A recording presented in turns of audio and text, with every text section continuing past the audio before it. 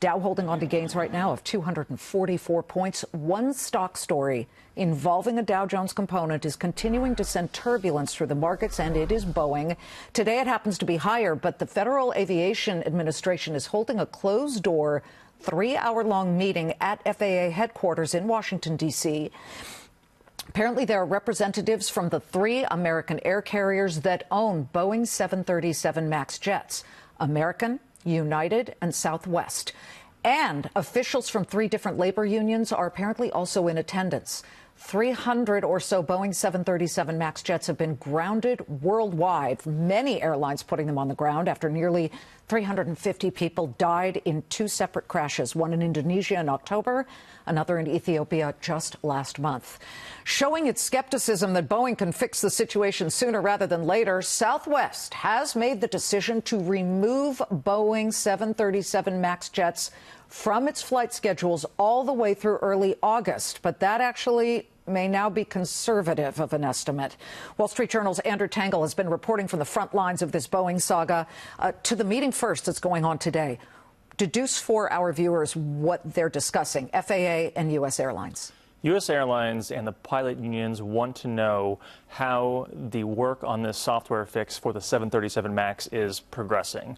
Ultimately, the airlines want to make sure that the airplane is going to be safe to fly and that they can get passengers on these planes, and the pilots want the same thing. They're not going to fly the plane if they're not satisfied that the plane is safe. Andrew, I need to ask you, because the big question is the safety and the issue of what happened. For our viewers who aren't really understanding of exactly what downed these 2 planes, and I'm not sure investigators have fully announced what it is, there is this MCAS software system, correct? Mm-hmm. And it has been misreading data and telling the plane that its engines are stalling, and it has pointed the nose down, and that is what was certainly at the forefront of what brought those 2 planes down.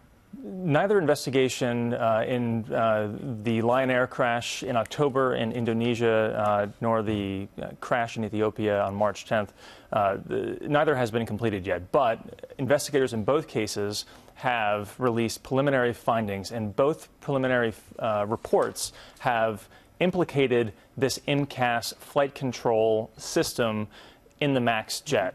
Now, this system was added to the 737 MAX because of the plane having larger engines, moved up a bit on the wing. That created some issues with performance, so they put the system on to automatically lower the plane's nose to improve the handling and make it like the older jets.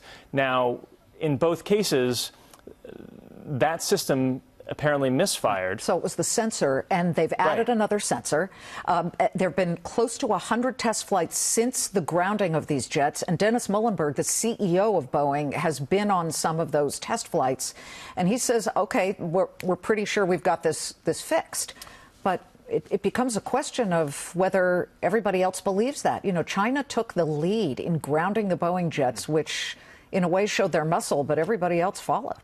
It was highly unusual for a foreign regulator to ground a jet and take a decision like that without the agency, in this case the American FAA, to take the first step. So Dennis Muhlenberg yesterday told a crowd in Texas that he was impressed with how the software functioned as it was supposed to. That helped boost confidence on Wall Street before the market closed yesterday. But ultimately, the world airlines and the world regulators are going to want to see some sort of global stamp of approval, given the fact that the FAA's credibility has been called into question here. Andrew, Love, meaning Southwest, says we're keeping them off the schedule till August. Some people are saying September. Quickly, when do you think that they will be back in the air? It's hard to say.